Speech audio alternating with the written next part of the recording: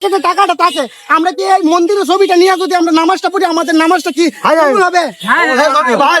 ভাই আমরা শুনেন, আপনি শোনেন ভাই, আপনি এটা বলতে পারেন যে টাকায় মন্দির আছে, কিন্তু টাকা অরিজিনাল ভাই, টাকা অরিজিনাল, আপনি এটা নিবেন না।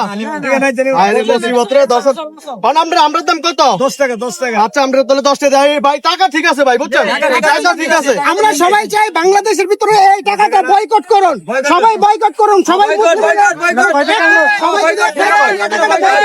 আপনি কি করেন? এটা হচ্ছে 20 টাকার নোট, মানে আপনারা উসিলা দিচ্ছেন মন্দিরের কারণে নাকি? আচ্ছা ঠিক আছে, আমরা 10 টাকা দিতেছি। দর্শক কোন বিপদে বললাম, এ ভাই আমরা দেন, ধরেন এই আপনার আমরা 10 টাকা, এটা চলবে না, দেখেন এবার এটা চলবে ভাই।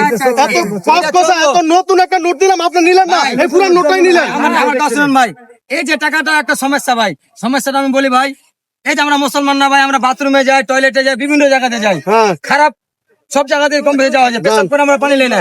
এই যে আপনার আল্লাহ নামটা, এটা আল্লাহর নাম আমরা কত জায়গাতে নিয়ে যাই ভাই, পেশাব খানা ভাই আপনার 10 টাকা পাইছেন না? জি, জি ভাই, এটা ভালো থাকেন ভাই।